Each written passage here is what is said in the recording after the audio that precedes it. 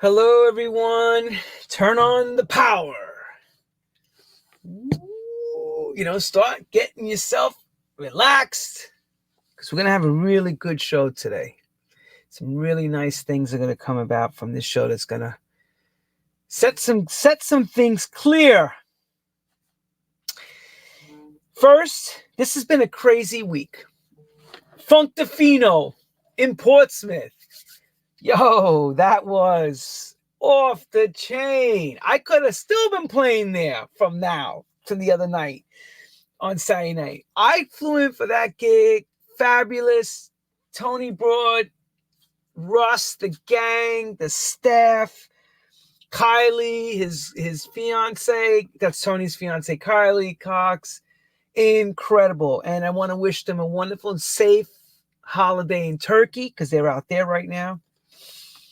Also, another thing, send your prayers and, positive thoughts to these people in Israel and Palestine. This thing is serious, and I'm just hoping it doesn't erupt into a world war, because Lord knows it's not going to end quickly, and it's not going to end the way we like it, but it must end. And please hurry. TikTok, we're doing really good. So I'm starting to replay shows on TikTok so that you guys can experience some of the older shows that you've never seen or you didn't know about. And now you can actually catch them right on TikTok. Who would have ever thought I'd be a TikToker? Because I was like, oh, I don't want to go on TikTok. Oh, I hate TikTok. But you know what? I've been proven wrong. TikTok does work. And we need more places to show this show. And I was talking to this young man that I'm going to bring up in a minute because he's young at heart. He's got a lot of energy. And from time to time, we run into each other. Last time I saw him was at Ministry of Sound. For a gig a couple months back, and he ran up to me. He's like, yo man, I gotta do the show. I was like, of course, he's definitely on my radar, but the problem is it's like I gotta try to get everyone on this show, and we don't have that much time. So I try to handpick and try to fill in the times if I'm not traveling or doing things. The most important part, I want to thank DJ Spen yesterday for being on his show, the Tuesday night show with Let's See the Demos.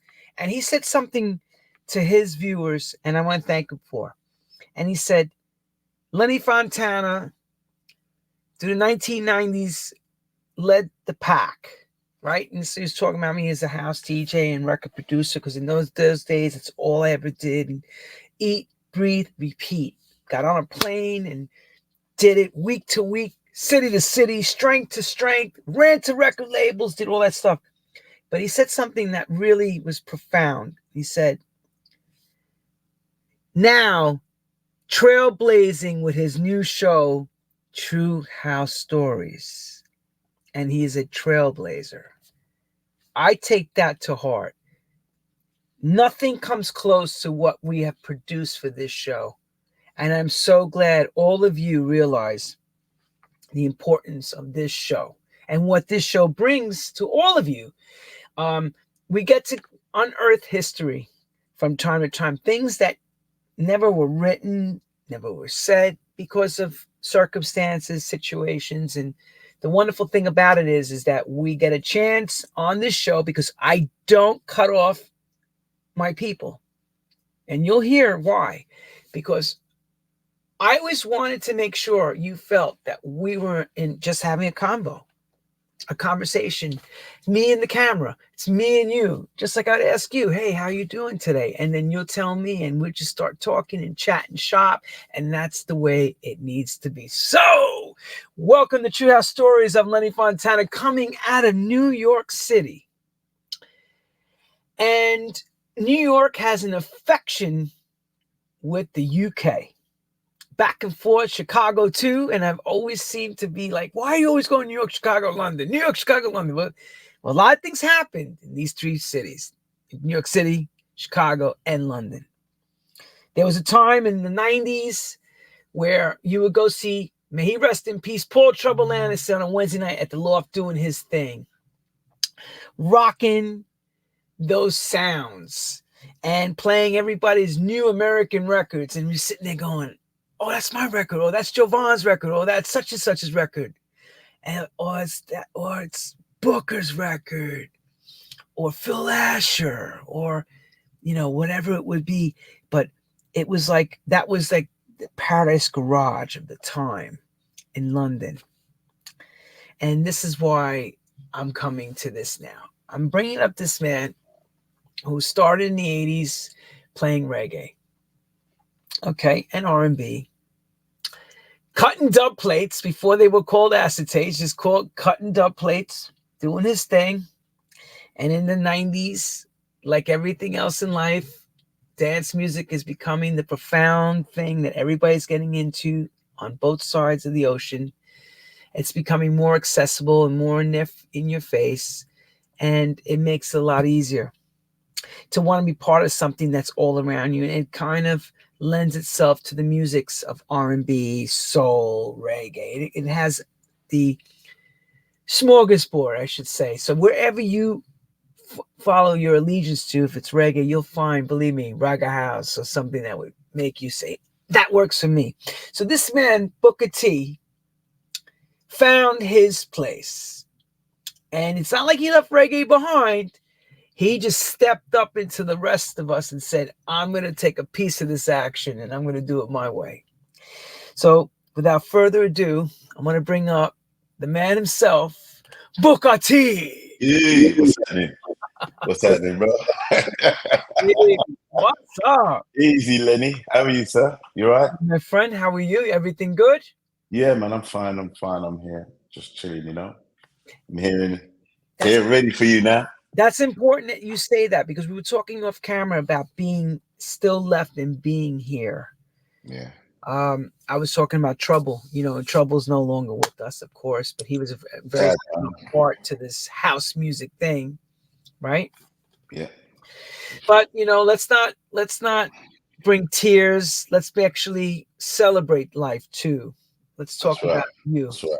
So, yes, because I know you got a lot to tell us, Booker. So let's get right into it. First question I ask, and then the rest you go, my man. Here we go. Yeah. How does music find you as a young kid? Music, man, it was about my life, man. I love music. When I was growing up, my dad used to play music indoors. There was a lot of parties at my dad's house and that, So I used to be a little kid sitting down on the stairs, listening to my dad and my mum and her friends partying and hearing the reggae music and that. Plus the area that I grew up in Brixton, South London. So South London was more of a sound system culture back in the early 80s, well, 70s, kind of late 70s. That's when I got into the sound system culture, So I started playing reggae first, mainly dubs, classic reggae, lovers rock, and I joined a sound called Ito Rockers. That was from an area called Landau Road. That's more or less in Brixton, in between Clapham and Brixton. That was the first sound that I kind of followed and started hanging out with. I'm just going to run through a quick thing about my reggae vibes and all that. Yeah. So that was the first sound I started following. A sound called Ito Rockers. And the next sound I joined was a sound called like Frontline International. That's where I got my skill of getting dub plates, cutting dubs. I was kind of like a runner for this guy called Natty Frontline. He used to be the main selector for Frontline Sound. So what he used to do is to give me the tapes, and I used to go to the dub cutting companies to cut the dubs. I used to go to Music House, but that time Music House was in Finsbury Park, and another place called Terry Newman that was in Swiss Cottage. That's where I used to go and cut dubs. So in the 80s, I was cutting a lot of unreleased stuff that was coming out from Jamaica, exclusive dub plates that I was playing for the sound, for Frontline Sound. So that's the kind of music that I was cutting then. And then after that, I started doing my own little thing, and I joined a sound called Taurus High Power. And that sounds another Brixton sound that I started being a main selector for, along with a guy named Jeremiah and Lefty B. So on that level now, I was getting dubs from Jamaica myself, going to the dub cutting house, cutting at Terry Newman, cutting at Music House, cutting all over the place just to play exclusive dub plates against other sounds like Saxon, Tubbies, Coxon, you know, Nasty Rockers, loads of different sounds in South London, Unity Hi-Fi. There was loads of different sounds anyway, but those were the sounds that I was kind of messing with back in the early 80s. How important was it for you to cut those plates? Could you have done it just on the record? So what was the reason for someone like yourself as a DJ to cut those acetates? Well, the reason why we was cutting them because it was the first one who plays them first, you know. So they were exclusive dubs. They were exclusive tunes that wasn't out yet. So for us to play them exclusive, we had to take them to a dub cutting place to cut them so we could play them out exclusively. That was the main thing we was cutting dubs for. You had the released versions and you had the dub plate versions. So what we used to do is go to the dub cutting. So we cut this for exclusively for us to play or whichever sound that you're playing with, you know. So that was the main reason. Do you remember how much it was to actually cut those plates? Well, I can't remember. Back in those days, I think it was like maybe about 50, 60 pounds or something like that. It's quite expensive back in them days, man. I'm sure it was about 50 quid or something. Maybe a bit less, could be about 40 pounds or something like that. I can't remember that way back, but I'm sure it was about 40 pounds or something like that. And that was expensive back in them days. Yeah, no, that's but they were 10 inches as well. They weren't 12 inches, 10-inch dub plates. 10-inch, right? Yeah, 10-inch dub plates, yeah. 2 tracks aside, man. 2 tracks. Okay, so give us the landscape of what London's like, because you know the sound system culture is a big thing in the 80s. Yeah, okay. Yeah. Were you guys actually was it, for example, I remember Norman J talking about this too, and his brother, you know, they had Carnival. It was pre-Carnival. They were just building the systems and just taking them out. Was that what you were doing too as well? Yeah, we was doing that as well, but we was playing more in clashes at like big town dances, clubs, big clubs like forays and all that. It's like 3 sounds in one dance, and we're all playing against each other, playing to the crowd, but we're playing against each other, plus playing who's going to be playing the best tunes and the hottest tunes and the tunes that's not out yet. You know, so that was the kind of thing. It was more like a sound clash thing, you know. Sorry. So that's okay. So that's because people, they don't understand how important that sound clash was. Like, yeah. I went to Carnival, I understood it. But most people, if you never experienced it, you don't know what that's like, you know? Yeah, well, it's DJs. It's kind of like DJs against DJs, isn't it, really? You know, sound system crews against different sound systems. Who's got the best music? Like DJs playing now, you know? If you've got 5 different DJs playing in a party the same night, every DJ's going to try to play the best tune, aren't they, for the crowd? So that's what it was, really. But the thing was different. We all had our own sounds. So 3 different sound systems in one club. Right, so you've got a crew over that side with the sound system, another crew over that side with their sound system, and my crew over my side with my sound system. It's whose sound system sounds the best and who's got the best music. That's and who's right. got exclusive music as well, you know? Booker, did you do it for money in those days? No. I didn't even get no money, man. I just did it for the love. Getting to know people. No, I wasn't getting no money. I love what I was doing, bro. It wasn't about the money. I love music. That was the first thing. First thing for me was, right, it was getting to know the people, getting to know who's who in the scene, right, and just learning about the music culture and about the scene and about getting dubs and doing. It was all about the love for me anyway. That's all I can say. I just loved it at the start. You hear that same thing with everybody, and everybody must be wondering. Lenny pops in, pops out, goes out, comes in. Okay, so passion seems to be a word I hear from everyone when there's no intrinsic thinking and money. Let's take coins and paper away from the situation. What drives you to go and want to be the best at this? What would drive you to be that top guy there? I don't know. It's just you know what it is. It just was a vibes and the energy, man. You know, anything you do want to try and be the best at it. You know, but it just was it's like a competition thing. It was just a vibes, a cultural vibes of just saying, yeah, I can play music better than this guy here, or I can play better tunes, looking for better tunes to play than the other DJ. It just was a good vibe, man. It just was love, really. You know, that's how I saw it.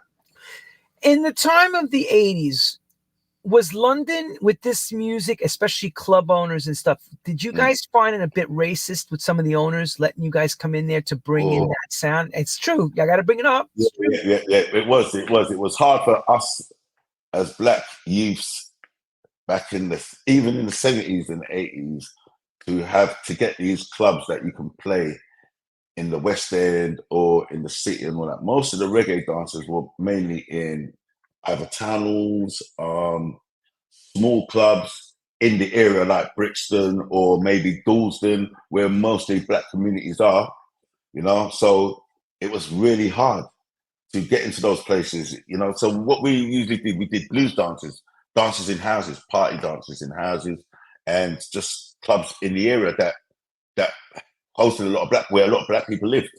But going into the West End, that was a no-no back in the day, mate.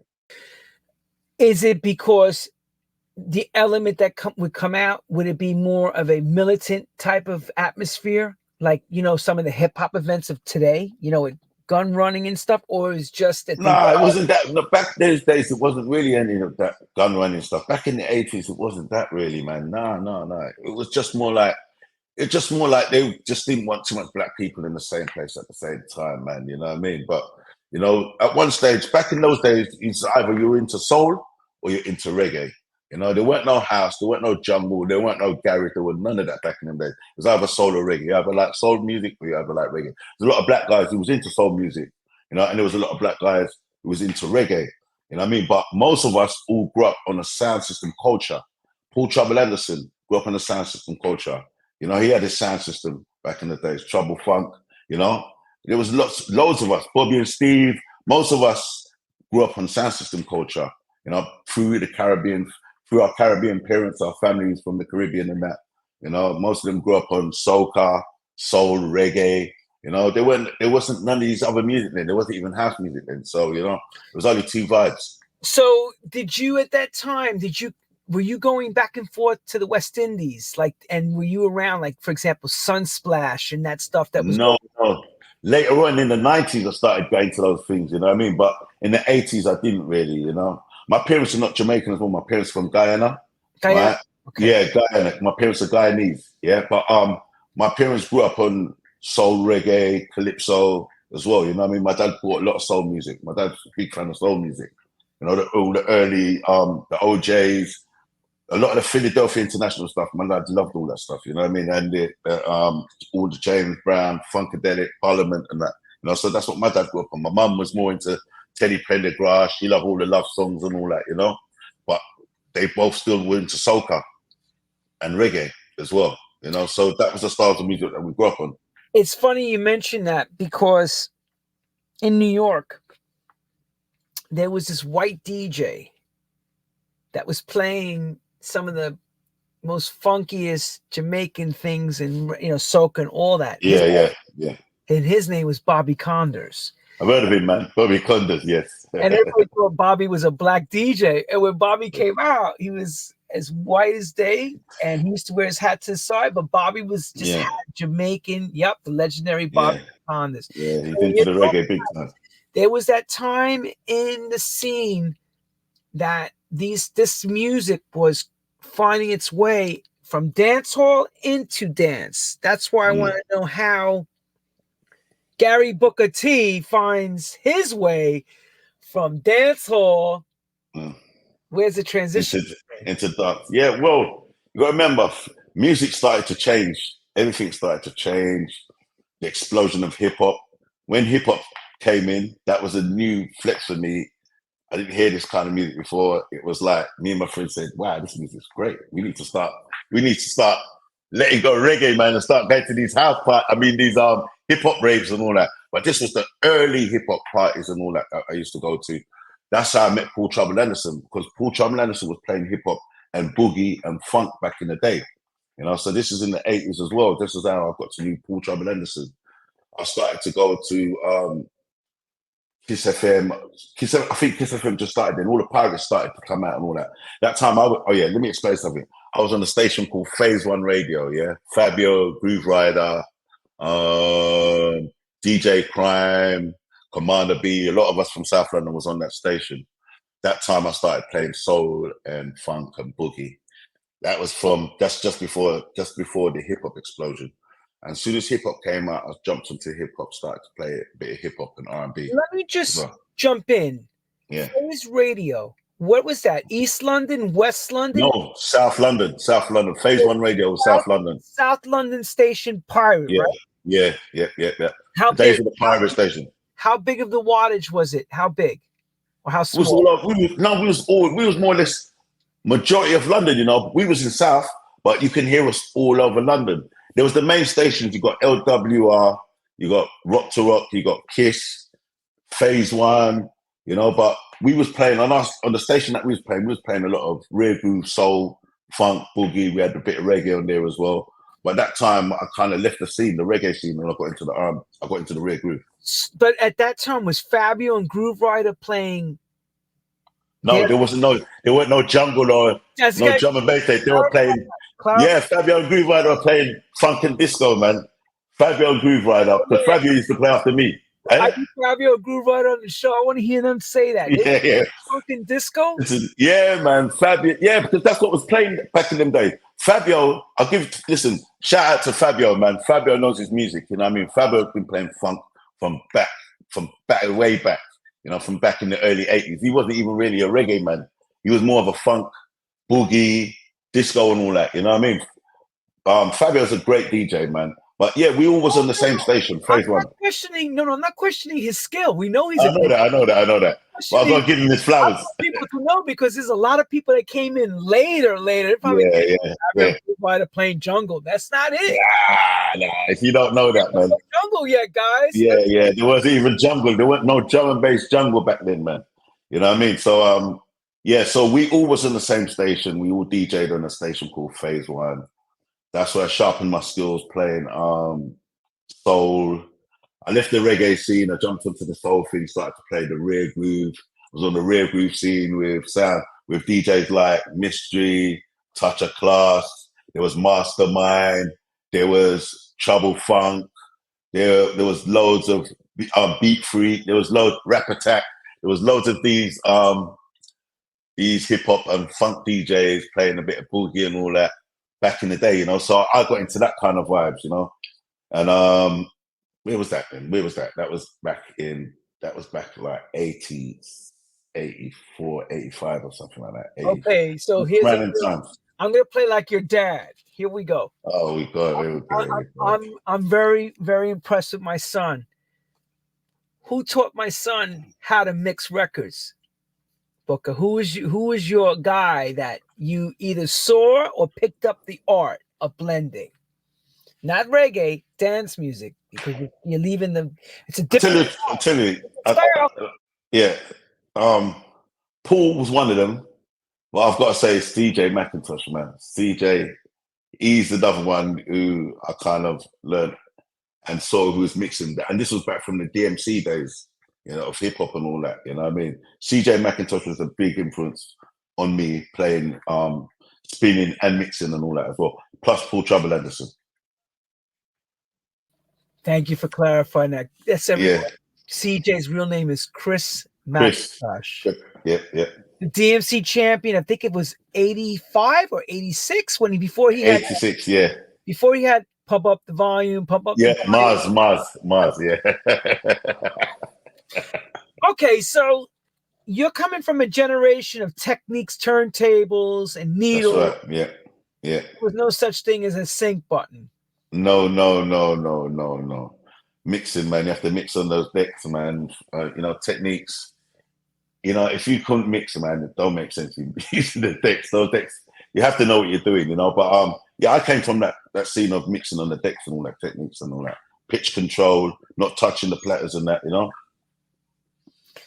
And the reggae sounds is more play the record, quick interlude into the next one, right? It's not. No, most back in them days, they didn't really have two decks. So what they used to do is pick the record up, but MC would come on, say two words, then they'll play the music, you know? And then when you finish, the next when you're gonna put on the next tune, the MC comes on again, says what he has to say, big up all the people in, blah blah blah, and then you put on the next tune, and that was it really. Some later on down, DJs started to use 2 decks, reggae DJs, R&B DJs, hip hop DJs, you know. And that's what I want everybody to understand, because I had just went to Carnival recently and I got to experience that again, where the selector had 1 turntable. There you go. And he was playing all his own sounds with an amazing system, and it would just, the record would stop, put another record on. Sound system culture, man. That's how they used to play it back in the day, you know. You got the MC talking. When you take the music off, the MC's talking, saying his bit, then you put your tune on. Then the MC starts blowing up the music. So for you, being in that culture, and then all of a sudden seeing Cut Master CJ transforming, it must have been like, yo, this is hot, right? Like you must... Definitely. Hip-hop was a big thing then, you know. DMC, all the new music that was coming out, Rock the Bells, a lot of the early LL Cool J stuff, Taylor Rock, all that stuff that was coming out early, you know, we was buying it up, man, buying it up. You know, hip hop exploded. I'll be honest with you, I've jumped on more or less everything that came out, except drum and bass and jungle and all that, you know, but I jumped onto what I liked, you know, so it's kind of like advancing to different styles of music, you know, so but I love all the music. You have your big gold chain, like Run DMC and all that? Nah. I bought a big gold chain when I went to New York, but I was wearing big gold chains like that. Nah. That wasn't me. That wasn't me, you know? I was mainly into the music vibes of it, more than posing. Let's say, for a better word, you're a chameleon. As the things happen, you just went with the times and changed and just ever changing. There's nothing wrong with that.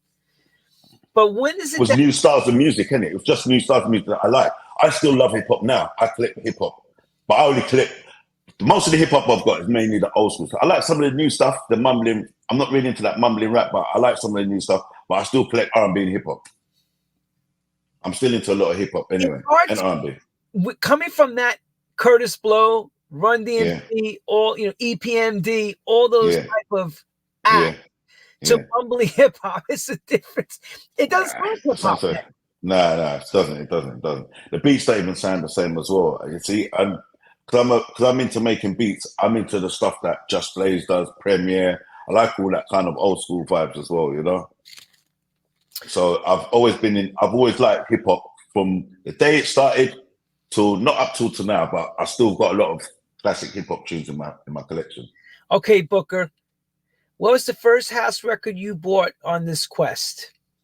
The one that you the first house record I bought, right, was Jack the Groove.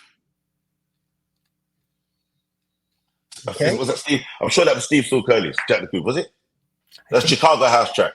Yeah. That was the first, because I was still playing soul then. So the first house tune I kind of bought from Chicago, I'm sure it was Jack the Groove. Okay.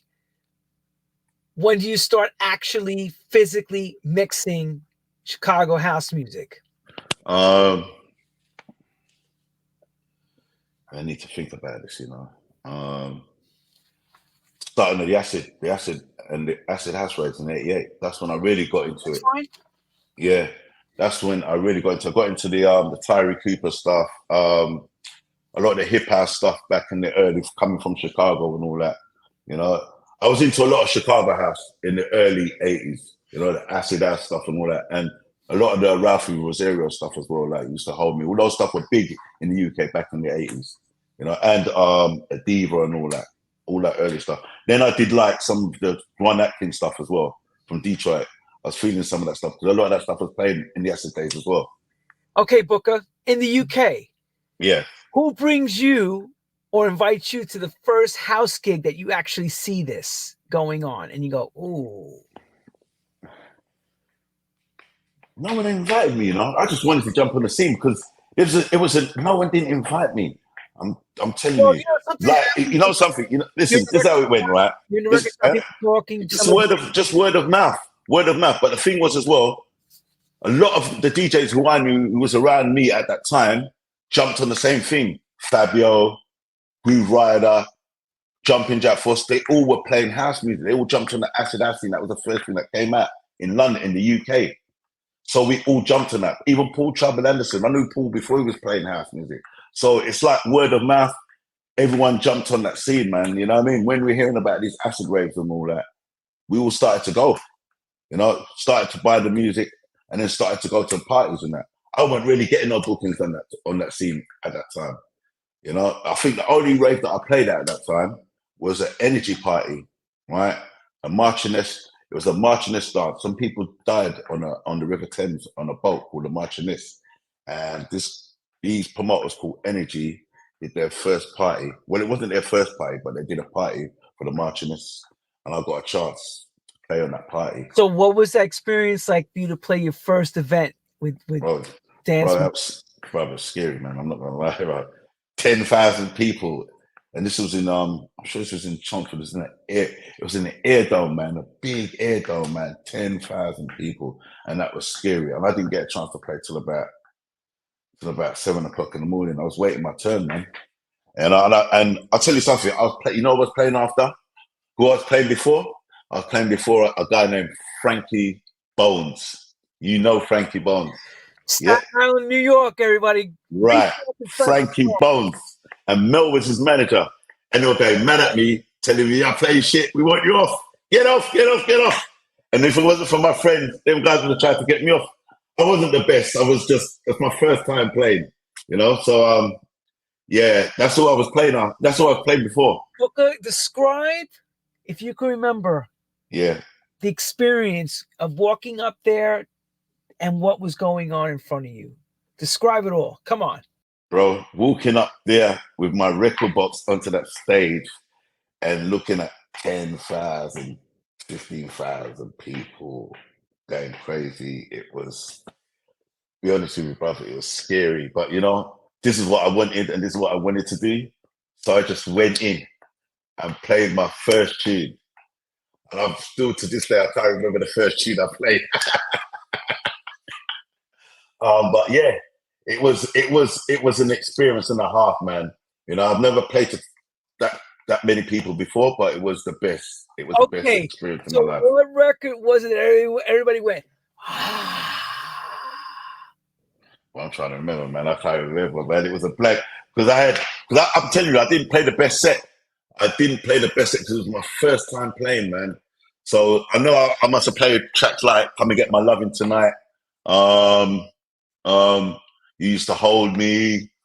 I can't remember, man. It was a blank that night, man. It was too much people. They Used to Hold Me. When that bass line dropped, dun, dun, dun, bum, bum, bum. They went mad over that tune, man. That was one of the biggest tunes over here. Yeah. That record was like, that was Ralphie Rosario, man. It was one of the biggest. That was a big tune in the UK. So in you 88. were talking about Mel from Champion, that was Frankie's manager? I know Mel from Champion. I didn't know he was Frankie's man. Was that who you saw? Frankie Bones? Mel? No, not Mel from Champion. It was another guy. This guy with this thick mustaches. I'm sure his name's Mel. He was managing. He was managing. He was telling me to get off the stage, man, get off the set and all that. You know what I mean? And I was pissed off about that still because it was my first gig. You know, I shouldn't even be saying this still, man. But I'm going to tell you how it is, man. I'm starting off new to this. So when I played, I'm like, Here's what I'm going to ask one more time. Yeah. It's your first gig. It's okay to be pissed off. Tell us why. Why are you angry? Because this is going on in your mind. You're not saying it because you're nervous there. You're probably No, I was nervous. I think a few of the tunes that I played, it didn't rock the crowd. I tried to play the tunes that everybody knew, and it's my first experience playing house music to that many people, you know what I mean? So there was a couple of tunes that kind of made the crowd they weren't really feeling it, or maybe he wasn't feeling it really. You know, but my set was all right. I thought my set was all right. You know, it wasn't that bad. In reggae culture now, going back in time, did you have any experiences of that level playing for that amount of people in the reggae side? Yeah, first time you do when you start playing. You know what I mean? If you don't play good, they're going to tell you to get off the set. You know what I mean? Get the next selector in. You know, we always have that thing. I've never had that problem since. One time in the reggae, one time on the house scene, and that was it. Never again, mate. Never again. I'm fixed up, look sharp. Right. Make sure you come correct. Come correct. That's right, my bro. Definitely. So your initiation to house music begins. Now Yeah, you can take yeah, us on yeah, the journey, because now that once that bug hits you, I'm assuming a lot of things start to go through your mind. You want to keep playing out. You want to keep yeah, yeah, yeah. this thing Yes. going. So take us Right. on the journey. All right. Here we go then. Right. So I was still buying music. I was buying still a bit of R&B, but I was buying a lot of house music. So I used to go to Black Market Records where I had a good friend. Big shout out to Mickey D. Yeah, because he used to sell a lot of music, but he had. I was going to America to see my mum. I think it was about. No, let me explain this first. The way I got into this, right? I made a tune. I started producing tunes in about 1991 with a guy named Trevor Rose. So the first track that I did was with Azuli Records. That's Dave Petroni Black Market. Dave Petroni used to work at Black Market Records. My mate Mickey D used to work at Black Market Records. So the first single I'd done was called Didn't I, under the name Underground Mass, which done good in its first release and all that. First tune that kind of got signed in America by Big Beat Atlantic. Tony Humphries was playing it on his WBLS show in New York, and to me that was a big thing. So my mum was living in America. So what I was going to do, I was going to take her, I was going to fly over and go and see her and that. So I hooked up with Mickey D, which Mickey D knew Jerome Sydenham from Atlantic, and Timmy Regisford. So he hooked me up with Jerome. So when I flew to New York, I linked up. First person I linked up was Jerome Sydenham. I think this was about '93. I met up with Jerome. I went to Atlantic Records, Rockefeller Plaza, New York, and I met up with Jerome. I should have gave you a picture of that as well. But I met up with Jerome, and what did we do? We hanged out for a couple of hours, and then he said what he's going to do is going to bring me to the shelter. He's going to link me up and bring me to the shelter at night. So instead of we going up there like party time, we went up there a bit early. So we went up there early. Got to meet Merlin Bob. Went for Atlantic as well. Got to meet Timmy Regisford. Was hanging out for a bit before the club opened. Went out to have something to eat, and then I went to the Holy Grail of dance music, mate. I didn't go. I've never been to the Paradise Garage. But I went to the shelter, and that's the Holy Grail of house music. I'm telling you, listening to Merlin Bob on a Friday night, smashing some exclusive tunes, man. So now that we got that that piece right, Yeah. and thank you. Some people are correcting. Tony Humphries was on Kiss. That's right. 98.7. That's it, Kiss. Sorry, Kiss. Sorry. Yeah. It's all right. Thank you, Shane, for reminding Mr. Booker. The production side of you, the bug begins because you're getting the DJing, and your first official London gig is with Bobby and Steve, correct? Bobby and Steve, yes. Big shouts to Bobby and Steve. They gave me my first shot at the Raw Club. I think this was '92 or something like that. I played for them there and the Coliseum. They gave me my first PA as well with Stephen Granville. Did the first show at Coliseum. I want to make sure we get all these points in because this is your story. Yeah. Okay. Yeah. Who turned you on to becoming Booker T, the remixing producer? Who's that guy? Who showed you the ropes in the beginning? All right, here we go. This is another story. One time I was in Catch a Groove. I was in Catch a Groove Records. I used to go there all the time, buy my music and all that. Hang out with Ricky, Jeremy Newell, who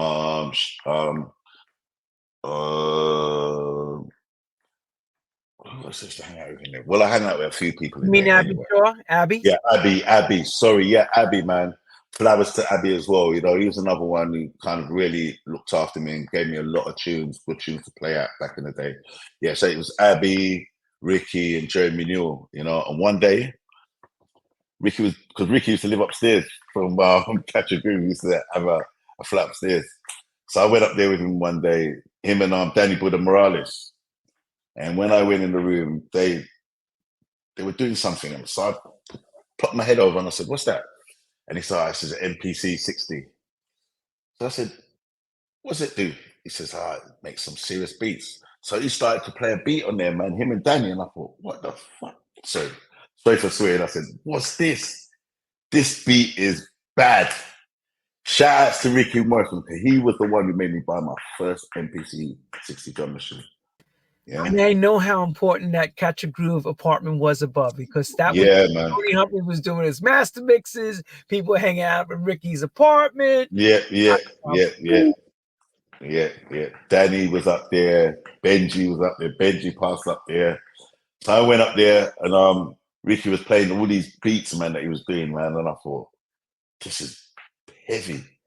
I need to get one of these drum machines. I'm gonna go out and get one. I'm gonna get some money and get one. You know, and that time Ricky had the MPC 60 Mark II. I only could afford the MPC 60 Mark I, so I just got the Mark I, you know, the older machine. But I started using it. I didn't really know how to use it at first, but I just read the manual a bit, and then I had a friend who knew about it. I had an engineer friend who, Wait a second. Yeah. Wait a second. There was no YouTube, no internet. There was no YouTube, nothing like that, bro. There was no internet, no YouTube, or nothing. Straight up manual, or watch someone use the drum machine and try and pick up some tips there and there. You know, because I'm telling you something, man, it was a program and a half to use. It was a drum machine and a half to use. So I had a friend who was an engineer. He showed me a few pointers because he was using the MPC before and all that, and he's into hip hop. You know, so you know MPCs are part of the hip hop scene and all that. So he showed me a guy named Mark Franks. Big shouts to Mark Franks as well. Top engineer guy. He showed me how to use the MPC 60. You know, so Booker, why did everybody have an MPC? What was the reason for the MPC? The MPC had that sound, had that swing. Only two drum machines had that sound, that swing. SP 1200 and the MPC 60. Yeah, it had that sound, that fat sound that used to come out. You had 8 outputs at the back, 2 stereo outs and 8 outputs at the back, separate outs. And when you hear that sound, it was heavy. And the swing was amazing, man. The swing was just swing. So you mean, yeah, right. So you mean that? Yeah. That swing, man. That swing was tight. You know, you couldn't get a better drum machine to get that swing than the MPC, man. You know, yeah. And from there, after I started making tunes, I started doing my own thing, started to make tunes for myself. And what I did was I started to go to different labels. Azuli was first. I did my first single with the Azulis. Then I started to pump my tracks around to Slip and Slide, Junior Boys Own. I was going to all these different labels, Future Tracks, you know, trying to punt out my tunes. Here's something for you. Was it as easy and accessible to get to those people at those record labels at that time, or you had to work hard to find your way into those doors? You had to work hard, man. I was a hustler, man. Me, anything I do, I just go into it full, you know what I mean? So it was hard, man, but you know, you just get to know people. You know, the second remix I did was for Vinyl Solution. That's how I got to meet Phil Usher and Mark Ravenhill, because they used to work in the record shop downstairs. They had a record label upstairs and a record shop downstairs, and that was in Portobello Road. And that's how I met Phil Usher, and that was like early 90s. And Mark Ravenhill as well. They used to work there. So I was going to any record label that I knew that was putting out good music. I would go to the record label. I wouldn't even send my demos. I'll go there, knock the door, try and get to know them, you know, introduce myself. My name's Gary Booker. Got new music. That's what I did. And they would say to you, and they'll say, and I'll say, listen. Remember how shady they were too, right? Like, yeah, they were shady, man. But I had to give them the gab, man. I got in with believe me, I got in with everybody, even with the majors after a little while. You know what I mean? What I'm saying is, you know, if you want to get there, if you want to get into this thing here and you take it serious, you'll find any means necessary to get in there, man. And I did that, you know. I went to every label, and you know, I had to prove myself still. Let me in. Yeah. I went to every label, man. And, you know, I'm not going to lie. Listen, 2 people turned me down and that, you know, but in the end, they came back later on, you know. I've got to give thanks to Dave Pachoni to giving me my first shot, my first release on his label, you know. Big shout to Dave Pachoni. because he was the one who started it first for me, you know. Yes, he was ahead of his time at the time. I Yeah. have to give him a lot of credit because he was paying attention to new records that were flying around. He would be grabbing stuff way before anybody else got their hands on it. But that Dave had the link as well. He was in New York a lot as well. Remember, he was in America before he came to Black Market and that. That's So right. he was in between both, you know what I mean? So he had those links. Let me You show. know, he started, huh? Let me show you studio. See now, see that's a studio from back in the day. That's not the first studio. No, that's not. But what he's talking about. See how he has all the hardware gear. Yeah. The gear's in full effect right there. And that's a lot of work using all that hardware gear for all of it to work together, all that MIDI to work together with the computer. It's a lot of work, man. Sometimes things are not in time, you know, but you've got, and the tapes as well, you've got to try and make it work. You know, it was really hard. And that's Eddie Perez's studio, as a matter of fact, home studio. Yeah, I was going to say, because there's a Korg M1. If you look on the side there, you can see the piece of the SP1200 yes. on the left-hand side. There's the SP1200, got the Akai S1000s. He's got yeah. It wasn't even yeah.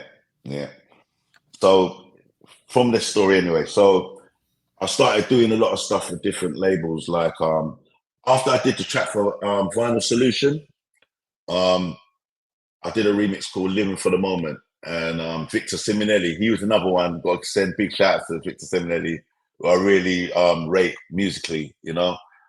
He did the remix as well. So that made me happy that it's American on one side and a British on the other side, you know, especially Victor Simonelli. That was a big thing for me. Big shout outs to Victor Simonelli. You know, big shout outs to Vinyl Solution as well for giving me the hook up on that, you know. But yeah, so from there, I started doing stuff for Slip and Slide, Junior Boyzone, Future Tracks, you know, and then the remixes. Then I started working with a guy named Ferdy Hunger. He used to run a label called Go Beat Records. It was part of Polygram. He's another guy I've got to give shouts out to as well. I think he's the head of Sony now. But he gave me my first shot back in the first big remix I did was Gabriel, Forget About the World. And I had I'm not sure if I was the first to use him, but I had McKaylee, who plays for Spen. He's played for Joey Negro. He's played for Dave Lee. I'm not sure if I worked with him first, but we worked together on that track. You know, he played keys on that track. I did an R&B mix and a house mix. Forget About the World, Go Beat Records. That was part of Polygram. That's what I'm saying. See, everybody has a beginning. Yeah. Even McKaylee. Great keyboard player. My God. He's exceptional. A beast in the keys. Amazing keyboardist, man.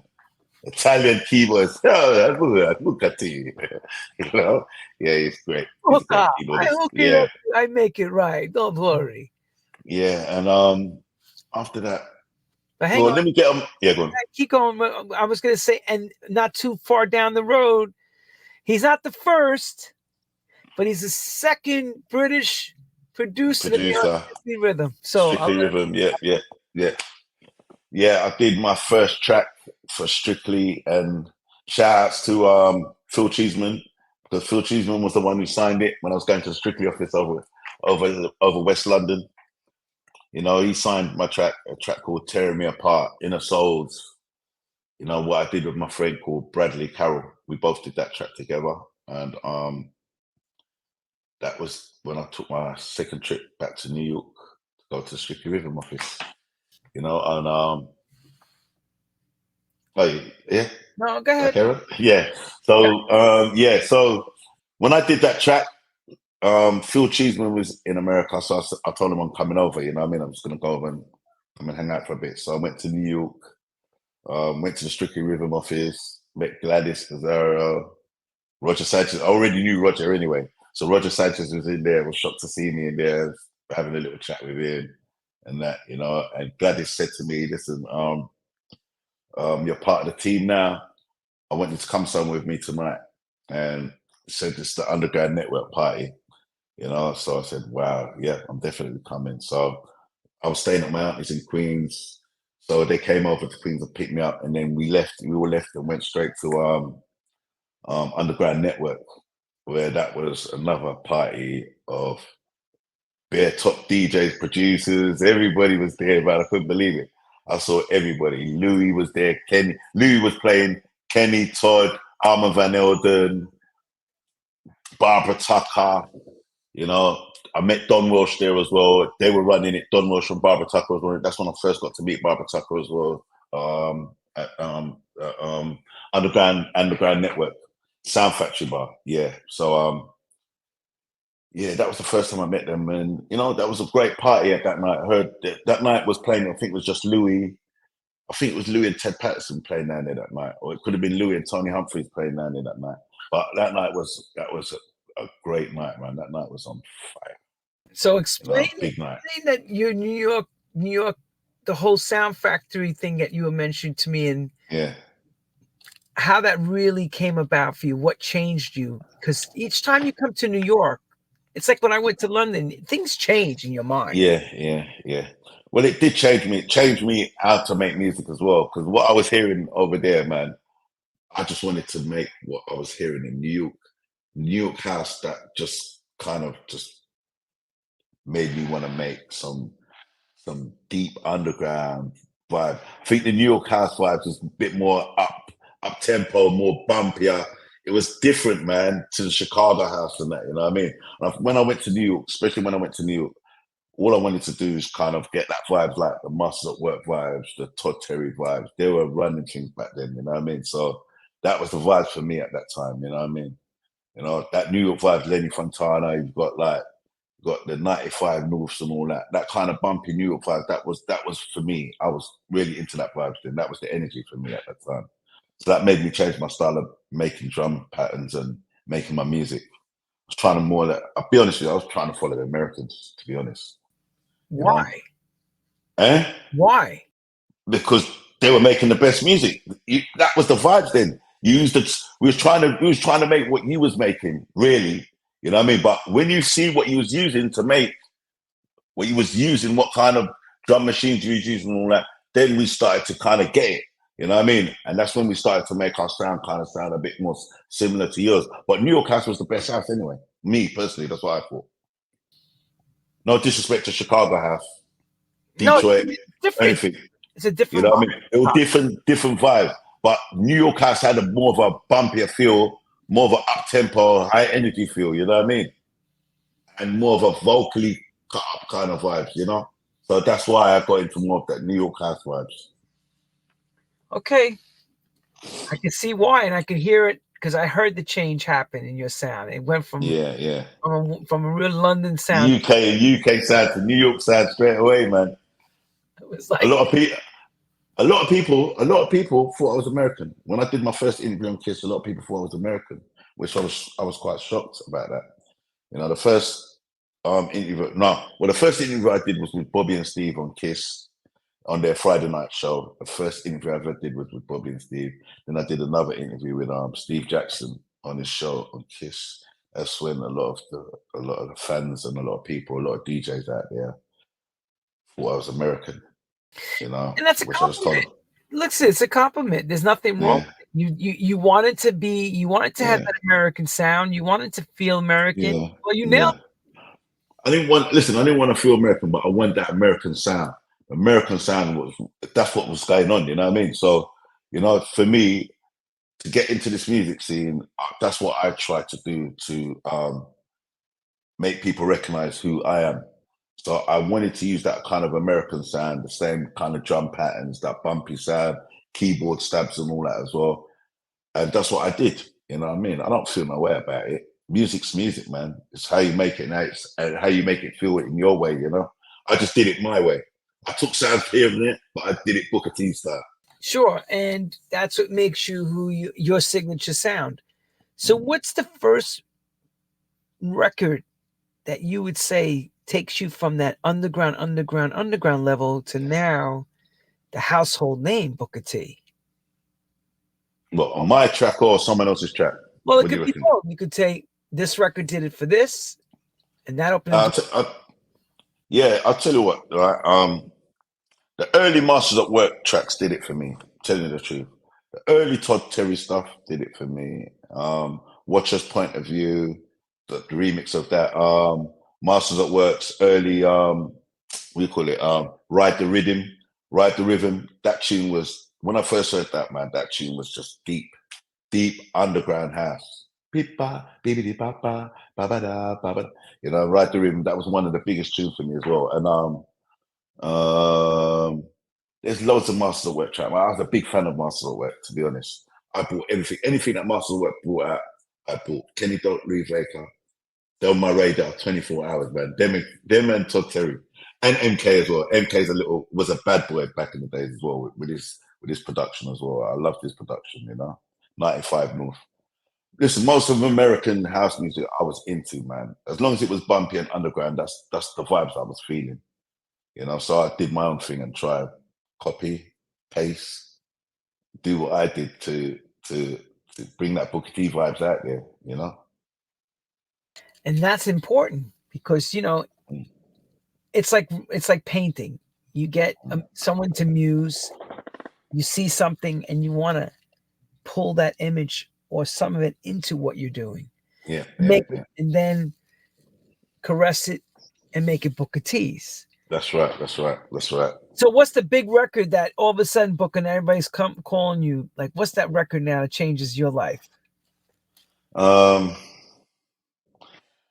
I did the remix on All Saints, I did the remix for London Records. That time I started to things started to get a bit different. I started to do a lot more major stuff. I started to do a lot of stuff for Ireland. I was working for Ireland. I was working for Sony. I was working for Arista. I was working for Atlantic, East West, Sony, you know what I mean, Universal. But the biggest tune that I did was sold like over 10 million was the remix of Never Ever Sold, Never Ever. All Saints, Never Ever. That sold about 10 million, man. I got 2 double platinum just for that, you know what I mean? And that was via Pete Tong. And then I did Quincy Jones, Stomp, Musa T did remixes. I did remixes for Warner Brothers. And I started to do God's Property. Then I did Soul For Real for Universal. Many more I did. Hinder Hicks for Ireland. I was just remixing everybody. And then I had Craig Kelman come over from Big Beat Atlantic, come to check me to ask me to do a remix for Jody Watley. A track called Off the Hook, which Masters at Work did as well. You know, they did remixes, I did remixes, and that was A&R through Johnny D in New York. I was getting a lot of remixes from New York as well, because I was doing stuff for Arista America as well. I did Monica, one of Monica's tracks in America as well. So then I went back to New York again and linked up with my old boy, Eddie Perez, Smack, one of my favorite keyboard producers, you know. And that's a whole other story, the Smack Boys. Yeah, Eddie Perez and Mike Cameron and that whole Jersey sound. So I'm presuming that the Jersey sound is starting to get all over you too. That's right, man. That's right. Smack, Mental Intralism. Those were the killer tunes back in the day, man. Look, you're laughing yourself because you know, you know. Yeah, you came to my you came to my studio back in the day as well, didn't you? Studio in the early 90s, everybody. In the early 90s, you came. Jeremy Newell came to my studio as well. He brought Ron Trent to my studio. This is what I'm saying. A lot of people came to I had a little home studio in Brixton. So I had a few of the producers back in the day come over and all that. Camacho came to my studio. Me and Camacho used to hang out in Jersey as well. You know, Disciple came to my studio. I think you showed that picture already. Have you showed it yet? Let's get that picture. That was my home studio there. There's the MPC 60. The Mackie desk, that's me and Dino Disciple. I was at my home studio in Brixton at me and my girlfriend's house. Mm-hmm. In the heart of Brixton, man. So Camacho came there, Ron Trent came there, you know, we did a track there. I don't even know where that track is. And Ron Trent came there with Jeremy Newell as well. Big shouts to Jeremy Newell and Ron Trent. Yeah, they both came to my house. And big shouts to rest in heavenly peace, DJ Camacho. You know, another good friend of mine, really, really good guy.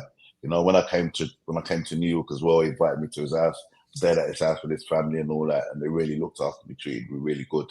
Oh, you know? So Camacho was good. Cookie. Yeah, Cookie, man. Yeah, man. beautiful lady, you had beautiful kids and all that, and they're really nice people, you know. Really made me feel comfortable, made me feel at home. You know, we did a few beats in his basement, downstairs in his basement in New Jersey, you know. So yeah, hung out with him for a bit. Then I went to Eddie, I was managed by Big Life as well. So what I did, I had a project, and I wanted to do it with Smack and all that. So let's get yeah, that out there. yeah. Right, so well, let me clean my mouth. Let me get some water. Let me get some water quick, yeah? What's it? Everybody who enjoying Booker's down memory lane, incredible. Let him have some water. I'll bring him back up. This is what it takes, people, to make it. Listen to Booker carefully. Yeah. Yeah, so I was just started to get managed. Well, I was managed by Tim Blacksmith. Big shout outs to Tim Blacksmith. Love you, bruv. You know what I mean? Because he did a lot for me as well. You know what I mean? Helped me out, managing me and getting me all those big remixes, the remixes from the All Saints, the busiest parties, the brand new heavies and all that. Big shouts to Tim Blacksmith, Stella Songs and Danny D. Yeah, but then after I was managed by Jack Summers, Big Life Records. So they wanted me to do a project and all that, you know. So they said who I wanted to work with. So I said, I want to work with Eddie Perez, Smack and all that. So, you know, said, you got the budget, give me the budget, and I'll fly over to New York and we'll go to Eddie Perez's studio and do this track. So gave me some money. So took a flight, flew over to Jersey, linked up with Eddie. Who did I butt when I got there? Tim Deluxe and Omar, R.I.P. Big shouts to Tim Deluxe, big shouts to R.I.P. Omar as well. So we was hanging out at Eddie Perez's studio and all that, and we started to do some tracks together. I think all three of us. And then after that, I got a question for you. Yeah. So when you get to go into Eddie Perez's place, and Smack Productions is now, they're mixing a lot of stuff back then. You know. Yeah. You got to see the inside of what was going on. What did you learn when you got there? Was it what you thought the Smack thing was, or was it different? Well, I tell you the truth, it was different, man. It's like a machine, man. They were knocking out tunes like mad. They were knocking tunes out like 2-3 tunes a day. Eddie was on his game, man. Those guys were on their game. But you know, I gotta give it to Eddie. Eddie Perez was the main man who was doing a lot of the music, keyboard stuff and all that. And I like Eddie's style of keyboards, man. He had this style that, you know, he's got his own style of keyboards. I loved it. So, you know, I ended up doing 3 tracks with him in at his studio and that. You know, we finished them off. I think I've still got them out. I didn't even put them out in the end. You know what I mean? We didn't even put them out in the end, man. But I'm still sitting on them, man. I might even put them out. You know, but I got Eddie Perez to play on a few tracks with me when he came to London. He played on the Soul to Soul Like Here remix I did for Ireland. And he played on I Can See the Light, the track that I signed to Slip and Slide Records back in the 90s. Are you sorry? Are you sorry for not having your own record label, releasing your own productions? Or man, yeah, definitely, explain that. definitely. Bro, I'll be honest with you, I got caught up in the remix game and the production game. I didn't really think about starting a label, you know, which I should have done. If I started a label back in the 90s, it would have been different now. Things would have been so much different, man. I would have had a massive catalogue of music. But what I concentrated on more was my DJing and studio. I was in the studio all the time. I'm self-taught as well. I didn't go to any studio school to learn how to use a sampler, use a drum machine. I just read manuals and watched what other people did and just blagged my way. I blagged it most of the way. You know what I mean? But I still got to learn how to use these equipment. 2000 sampler, 3000 MPC drum machine, all the Juno stuff and all that. I'm not the greatest keyboardist. I can play a couple of chords and all that, but I can program. I'm good at programming and making beats and all that. You know, but I'm self-taught. I didn't go to no school to learn anything. I just taught myself. Can you tell some of the people out there with some of the record deals, because you didn't do too many deals, you did a lot of remixing. Yeah. what those deals were like back in the day with the contract stuff. What did you do? Listen, the deals were big. Listen, I got a lot of. What happened is I did a lot of production for labels as well, but I did a lot for independent. And what I should have done, I should have cut down on the remixing. I jumped on the remix tip, and I was doing a lot of remixes and getting a lot of money and buying a lot of equipment. So I didn't really see till later on about releasing tracks from majors. I just saw just getting remix money and getting the remixes, getting my name out there, people getting to know who I am. If I'm working on the majors and all that, my name will go out there, and it did. But the thing was as well, another thing as well, you know, most of your tunes and all that, they usually blow up if you sign them to independent. Most major labels wouldn't just invest in a tune like that unless they knew it was going to blow up. That's the main thing. Majors that at that time, they wouldn't invest in something unless they knew it was going to blow up. Right. And when it, That's right. They had to be in it, and it had to be really, really showing that this well, thing. that's right. That's why Ricky got that big deal with Sosa Nugget. You know, Ricky was on it, mate. Ricky was on it. I was there the day he brought the Sosa Nugget to Garage City at Coliseum. That night he brought that tune. He said, "I've got this tune, book. I've got this tune, Bobby. I've got this tune. It's a killer tune. We just finished this tune." And from the first time I heard it, I knew it was going to get signed. But even with I did sign a deal still. I did. Even with Ricky's story, Ricky said the first deals were. They were down there, man. But you know, listen, I was just glad to get on labels. I went to labels in New York, right? I went to Cutting Records. I checked Aldo and them guys, right? I went to some ghetto, dangerous area where Cuttings is, where there's some cutthroat Spanish, Puerto Rican boys are and all that. Aldo was shocked when I came there. Aldo said, "Man, how you managed to come down here, man?" But I've got cousins. I've got loads of cousins in New York. I've got cousins in Queens. I've got cousins in Brooklyn and all that. And they go all over the place, man. So I went down there, tried to shop a couple of my music to Cutting Records.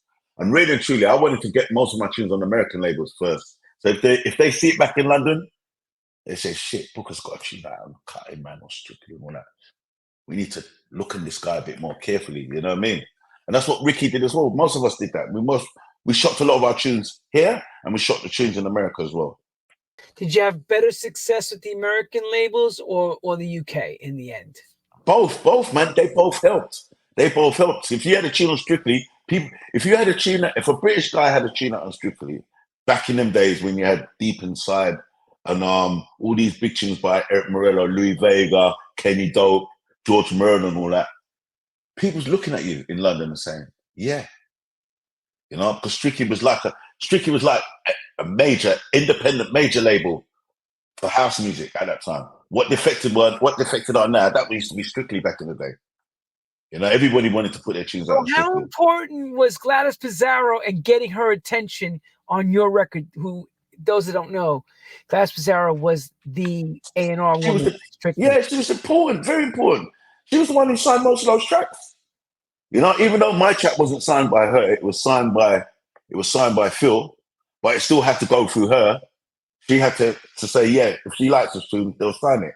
And she liked it, you know, and that's what for me personally, when I knew she liked it and I knew they were signing it, I'm saying I'm going to New York, man. I'm going straight to New York. I'm going straight to Strictly Rhythm office.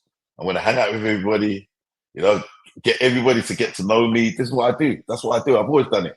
Even in London, you know, I moved with all the record labels. I've been to every record label. I know Dunmore from Dunmore was to work at Cool Tempo. You know, I know Dunmore from Dunmore used to work at Cool Tempo, Trevor Nelson. I did remixes for Cool Tempo as well. I did a track called Stay, Misha Paris.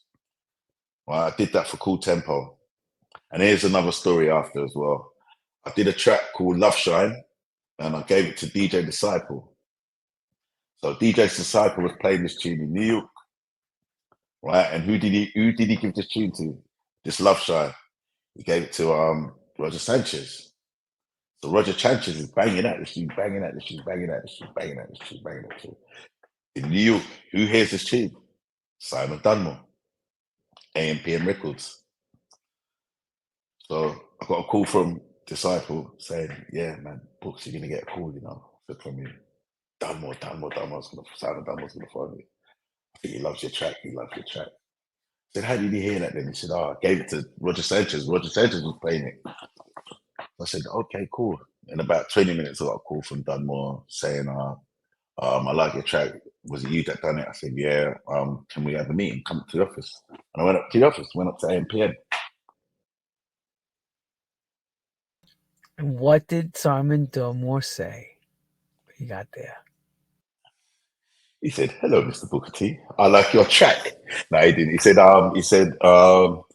he asked me about the track, who produced the track. I told him that it was me. You know, Dunmore knew who I was anyway, you know what I mean? And Yeah, he was probably. he said he liked the track. Bro, he was. If trust me, if everybody's playing your tracks, Dunmore's a DJ first. Dunmore, yeah, he knows. Yeah, he's on it. You. So, Yeah. was the deal worth doing with AMPM? It was an all right deal. I'm not. Listen, come on, let's be real. Listen, it was an all right deal. I'm not gonna knock Dunmore. You know what I mean? He's a good guy. Give big shouts out to Simon as well because he's done a lot for the scene. You know, and I've known that man for years. But it was a decent deal, man. It was a free single deal.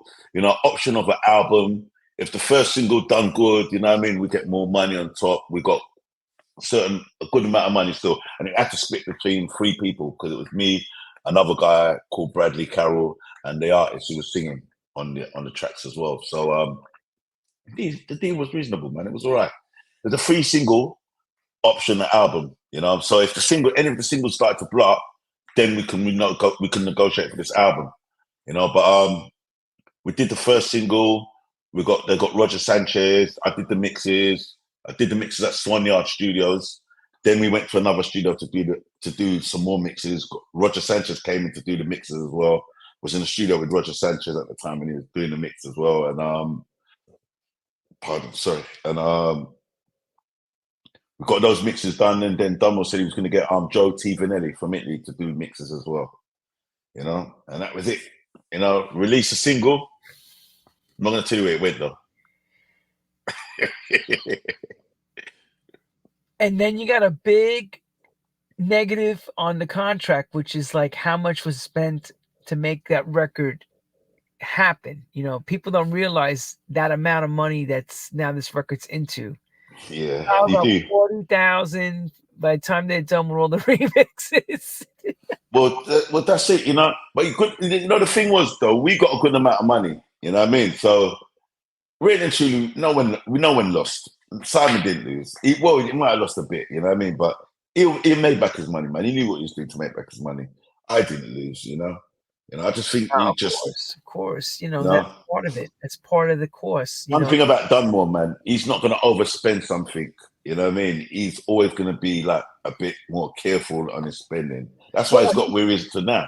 He's actually always said he has the most severest part of OCD. He must control everything. He does. He's in control of everything because we was late for a photo shoot and he got pissed off. He was mad because he was in the studio. Because this is what I'm saying as well. I'm just on a remix. We was in studios. We was in the studio like 5 days a week, in the night, all night, and all that. Sometimes I'm studio from like midday till the next day. You know, just trying to just get my name out there. You know, so we was meant to be at a photo shoot. We got to the photo shoot about 45 minutes late, just coming from a studio session.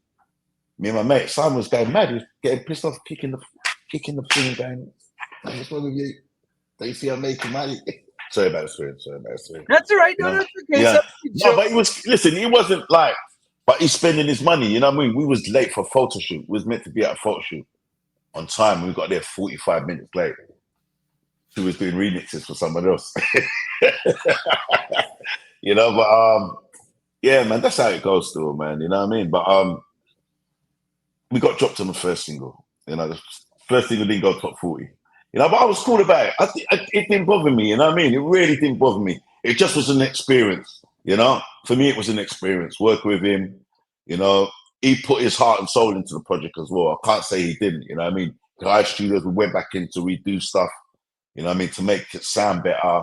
You know, he proper invested in us. So I can't knock him. It didn't go top 40. It went about number 60 in the pop charts or something like that, in the main charts. It didn't go It didn't go top 40, man. And So with we major got dropped. companies, sorry everybody, if you don't have a top 40 record, it's You're gonna in it, yeah. come back with the follow up. Yeah. That's right, man. There's no follow up, mate. There's no follow up.